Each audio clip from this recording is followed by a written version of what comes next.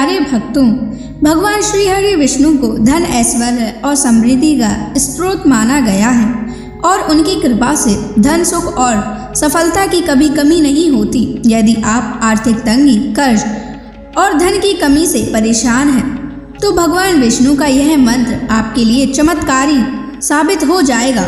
इस मंत्र के नियमित 108 बार जाप करने से व्यापार और करियर में अपार उन्नति प्राप्त होने लगेगी।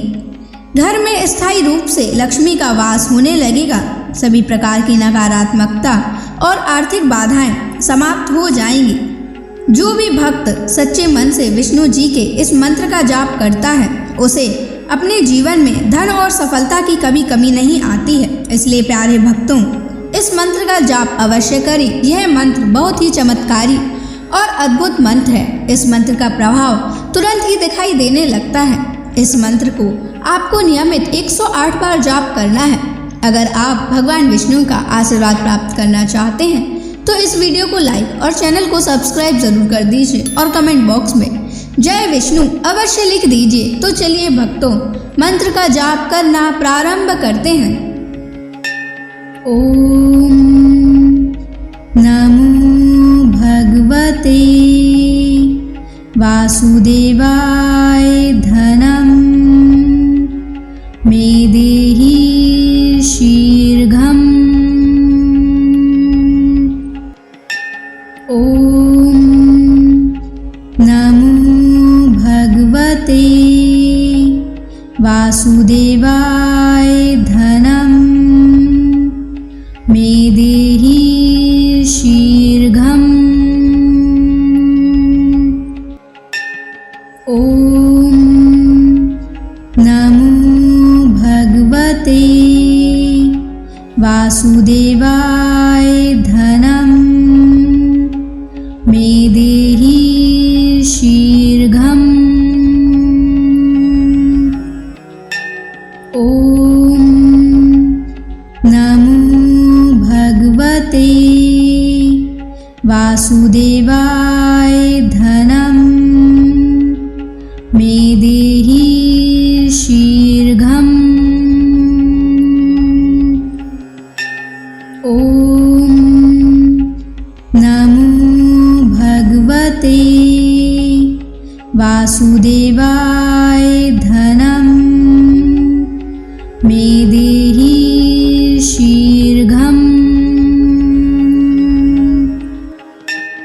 ओम नमो भगवते वासुदेवाय धनम मे देहि शीघ्रम्। ओम नमो भगवते वासुदेवाय धनम मे देहि शीघ्रम्। ओम नमो भगवते वासुदेवाय धनम मे देहि शीघ्रम्। ओम नमो भगवते वासुदेवाय धनम मे देहि शीघ्रम्। ओम नमो भगवते वासुदेवाय धनम मे देहि शीघ्रम्। ओम नमो भगवते वासुदेवाय धनम मे देहि शीघ्रम्। ओम नमो भगवते वासुदेवाय धनम मे देहि शीघ्रम्।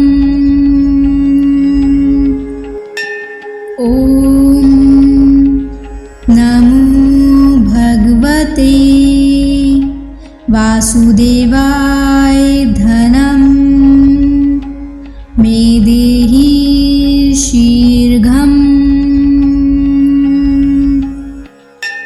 ॐ नमो भगवते वासुदेवाय धनं मे देहि शीघ्रम्। ॐ नमो भगवते वासुदेवाय धनं मे देहि शीघ्रम्। ॐ नमो भगवते वासुदेवाय धनं मे देहि शीघ्रम्। ॐ नमो भगवते वासुदेवाय धनं मे देहि शीघ्रम्। ॐ नमो भगवते वासुदेवाय धनं मे देहि शीघ्रम्। ॐ नमो भगवते वासुदेवाय धनं मे देहि शीघ्रम्। ॐ नमो भगवते वासुदेवाय धनं मे देहि शीघ्रम्। ॐ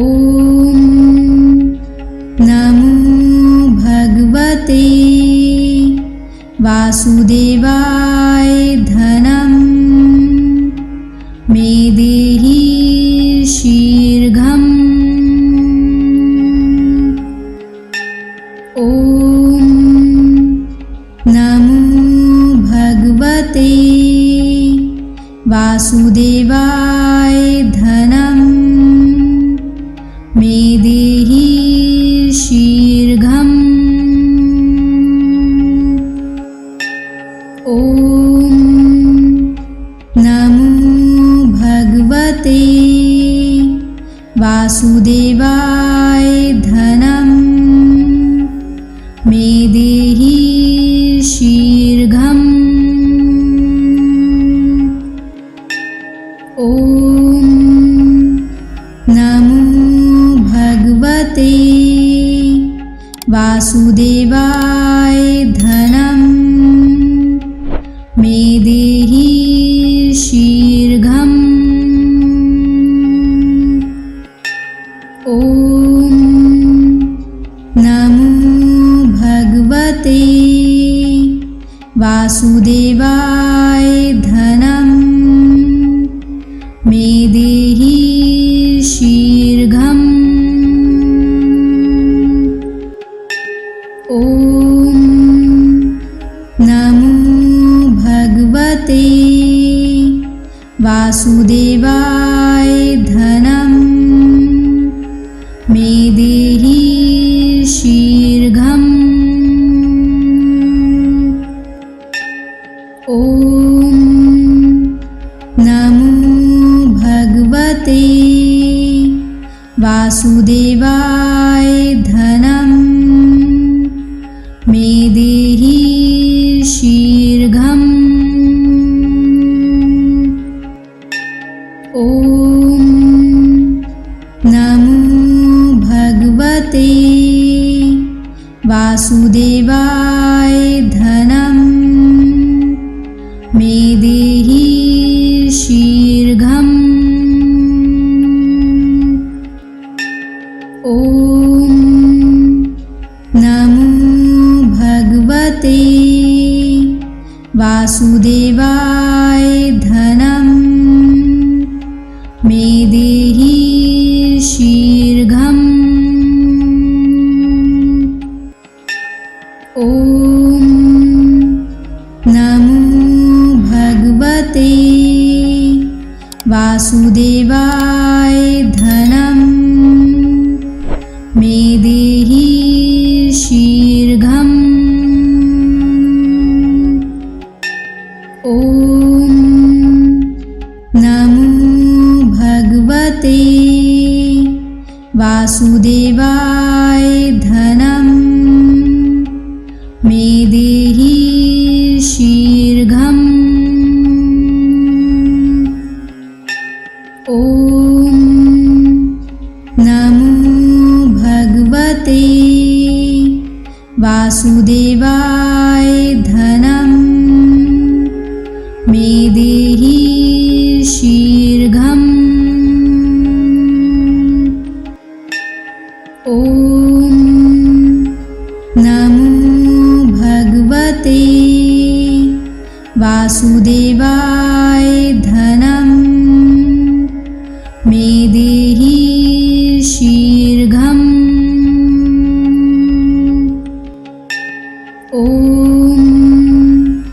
नमो भगवते वासुदेवाय धनं मे देहि शीघ्रम्। ॐ नमो भगवते वासुदेवाय धनं मे देहि शीघ्रम्। ॐ नमो भगवते वासुदेवाय धनं मे देहि शीघ्रम्। ॐ नमो भगवते वासुदेवाय धनं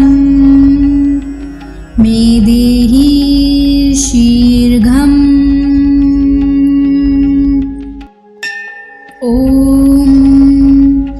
नमो भगवते वासुदेवाय धनं मे देहि शीघ्रम्। ॐ नमो भगवते वासुदेवाय धनं मे देहि शीघ्रम्। ॐ नमो भगवते वासुदेवाय धनं मे देहि शीघ्रम्। ॐ नमो भगवते वासुदेवाय धनं मे देहि शीघ्रम्। ॐ नमो भगवते वासुदेवाय धनं मे देहि शीघ्रम्। ॐ नमो भगवते वासुदेवाय धनं मे देहि शीघ्रम्। ॐ नमो भगवते वासुदेवाय धनं मे देहि शीघ्रम्। ॐ नमो भगवते वासुदेवाय धनं मे देहि शीघ्रम्। ॐ नमो भगवते वासुदेवाय धनं मे देहि शीघ्रम्। ॐ नमो भगवते वासुदेवाय धनं मे देहि शीघ्रम्। ॐ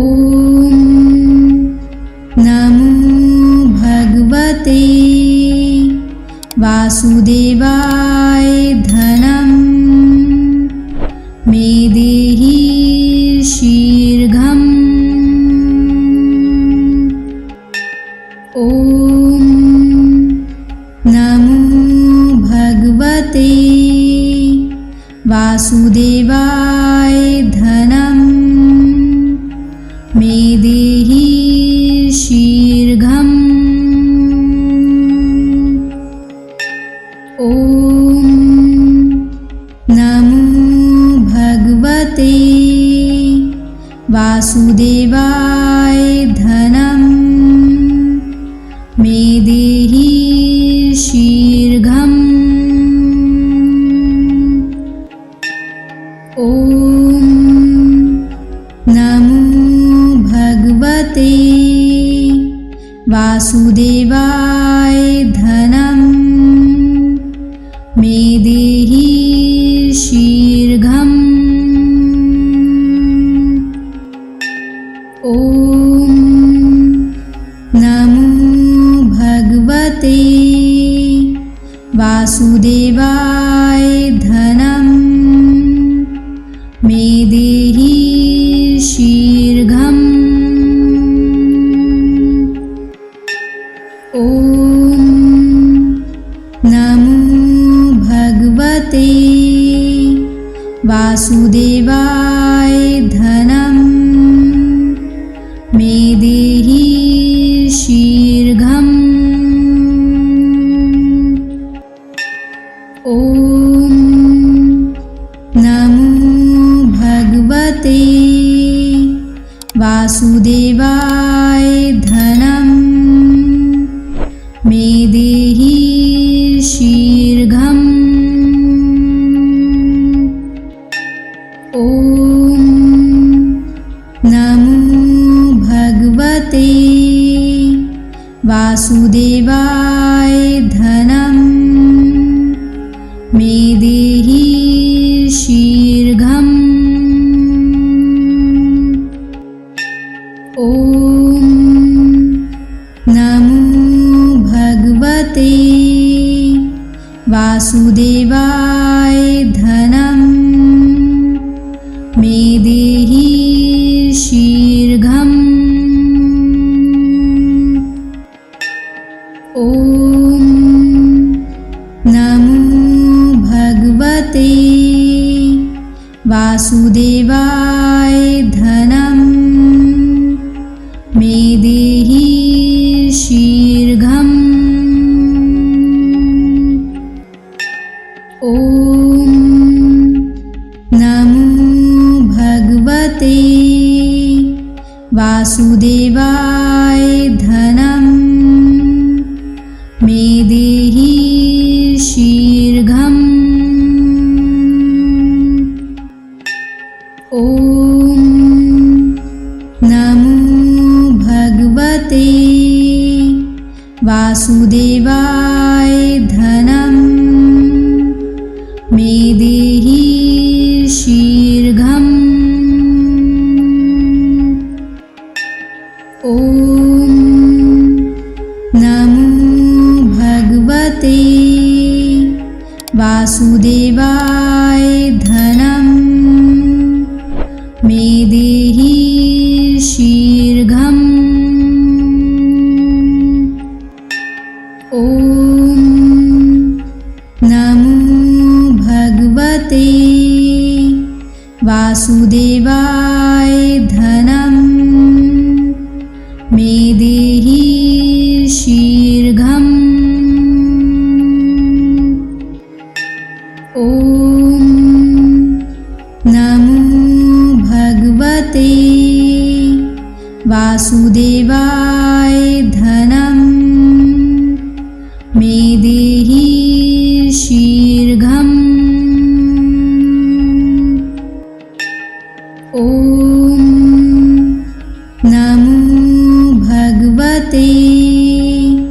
वासुदेवाय धनं मे देहि शीघ्रम्। ॐ नमो भगवते वासुदेवाय धनं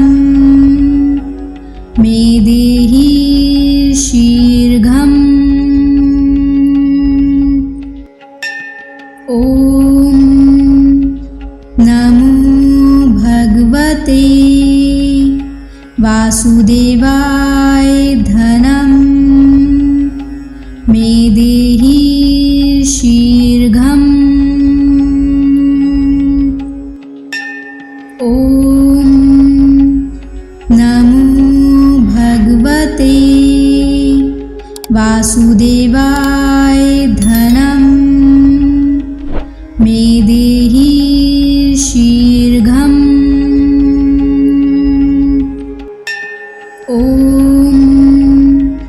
नमो भगवते वासुदेवाय धनं मे देहि शीघ्रम्। ॐ नमो भगवते वासुदेवाय धनं मे देहि शीघ्रम्। ॐ नमो भगवते वासुदेवाय धनं मे देहि शीघ्रम्। ॐ नमो भगवते वासुदेवाय धनं मे देहि शीघ्रम्। ॐ नमो भगवते वासुदेवाय धनं मे देहि शीघ्रम्।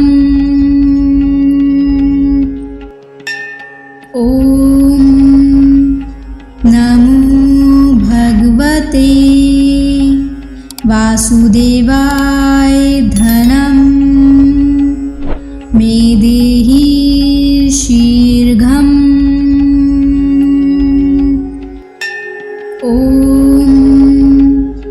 नमो भगवते वासुदेवाय धनं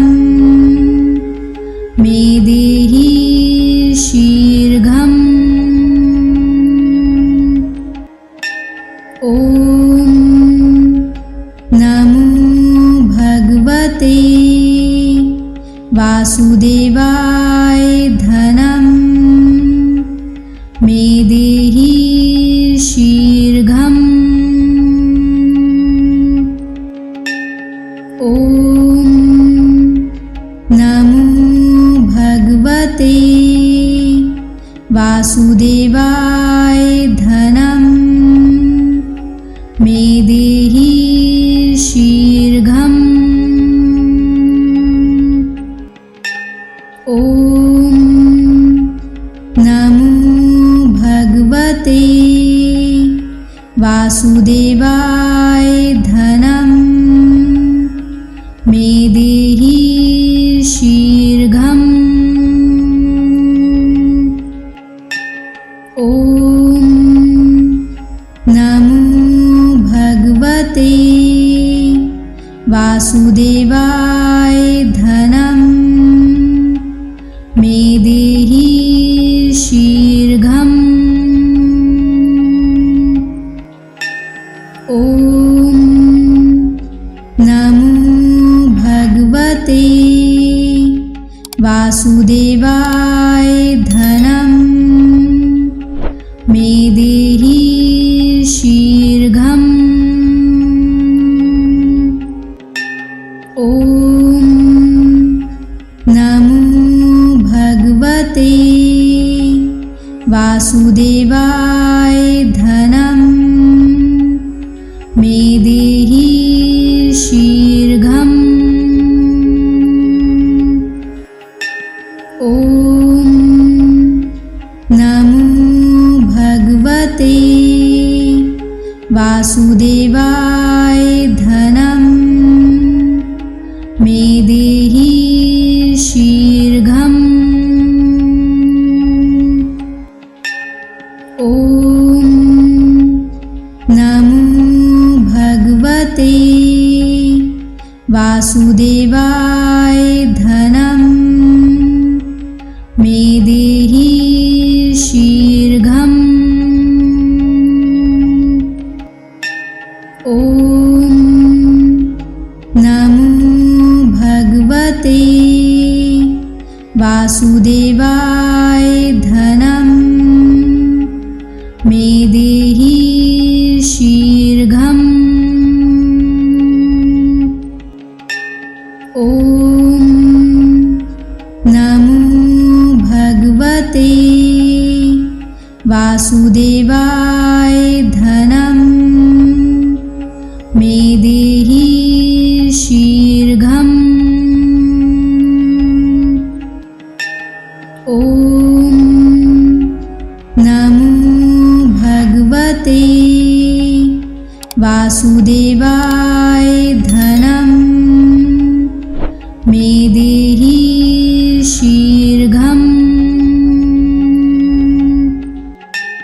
ॐ नमो भगवते वासुदेवाय धनं मे देहि शीघ्रम्। ॐ नमो भगवते वासुदेवाय धनं मे देहि शीघ्रम्। ॐ नमो भगवते वासुदेवाय धनं मे देहि शीघ्रम्। ॐ नमो भगवते वासुदेवाय धनं मे देहि शीघ्रम्। ॐ नमो भगवते वासुदेवाय धनं मे देहि शीघ्रम्। ॐ नमो भगवते वासुदेवाय धनं मे देहि शीघ्रम्।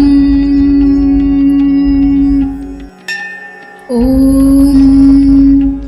नमो भगवते वासुदेवाय धनं मे देहि शीघ्रम्। ॐ नमो भगवते वासुदेवाय धनं मे देहि शीघ्रम्। ॐ नमो भगवते वासुदेवाय धनं मे देहि शीघ्रम्। ॐ नमो भगवते वासुदेवाय धनं मे देहि शीघ्रम्। ॐ नमो भगवते वासुदेवाय धनं मे देहि शीघ्रम्। ॐ नमो भगवते वासुदेवाय धनं मे देहि शीघ्रम्। ॐ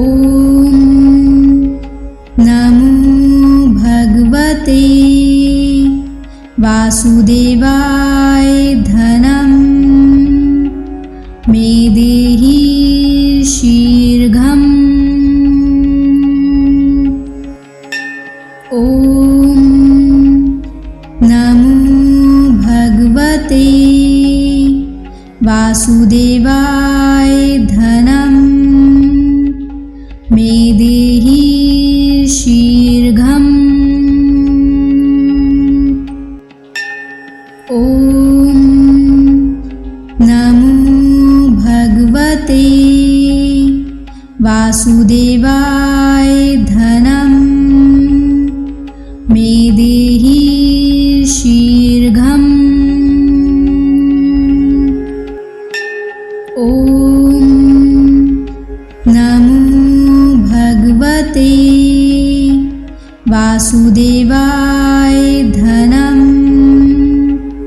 मे देहि शीघ्रम्। ॐ नमो भगवते वासुदेवाय धनं मे देहि शीघ्रम्। ॐ नमो भगवते वासुदेवाय धनं मे देहि शीघ्रम्। ॐ नमो भगवते वासुदेवाय धनं मे देहि शीघ्रम्। ॐ नमो भगवते वासुदेवाय धनं मे देहि शीघ्रम्। ॐ नमो भगवते वासुदेवाय धनं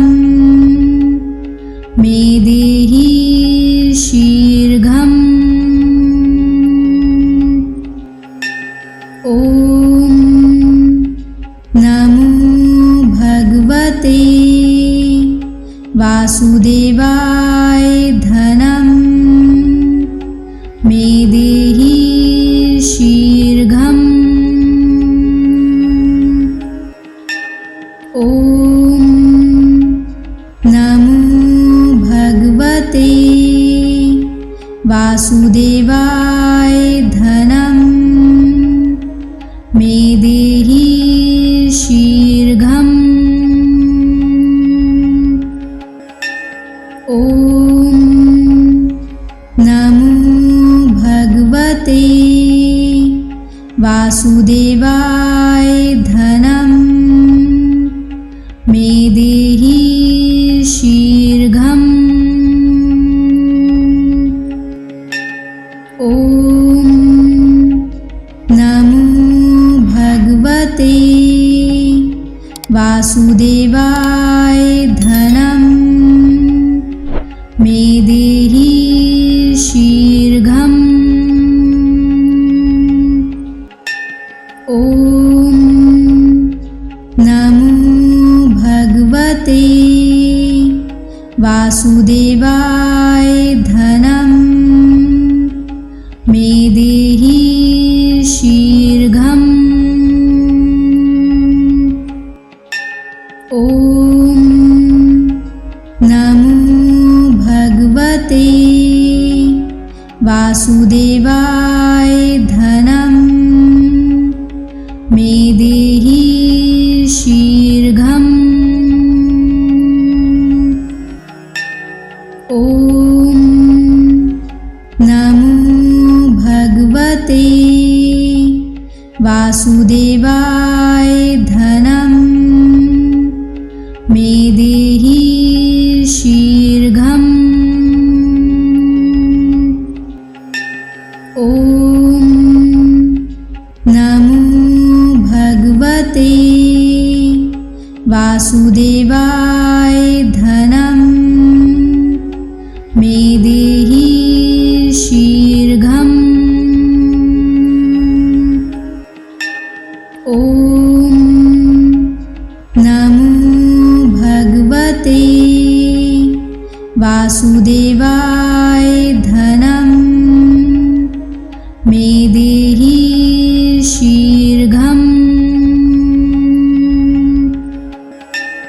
ॐ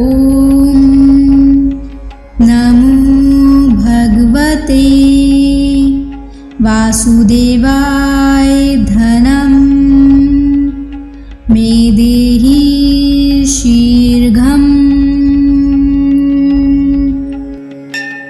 ॐ नमो भगवते वासुदेवाय धनं मे देहि शीघ्रम्। ॐ नमो भगवते वासुदेवाय धनं मे देहि शीघ्रम्। ॐ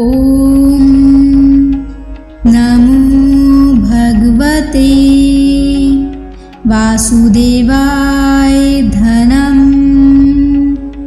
मे देहि शीघ्रम्। ॐ नमो भगवते वासुदेवाय धनं मे देहि शीघ्रम्। ॐ नमो भगवते वासुदेवाय धनं मे देहि शीघ्रम्। ॐ नमो भगवते वासुदेवाय धनं मे देहि शीघ्रम्। ॐ नमो भगवते वासुदेवाय धनं मे देहि शीघ्रम्। ॐ नमो भगवते वासुदेवाय धनं मे देहि शीघ्रम्। ॐ नमो भगवते वासुदेवाय धनं मे देहि शीघ्रम्। ॐ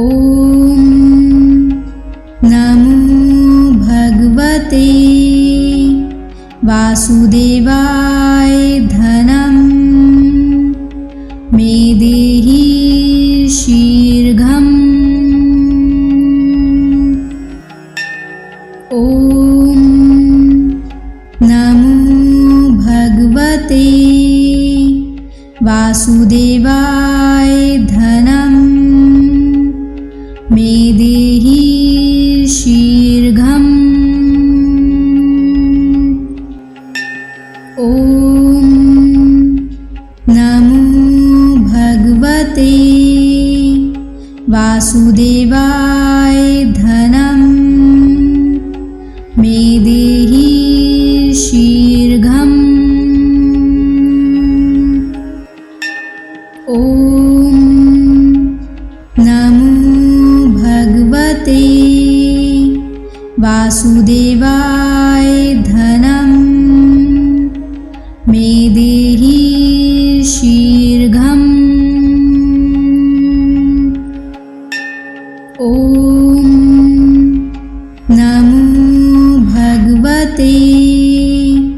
वासुदेवाय धनम्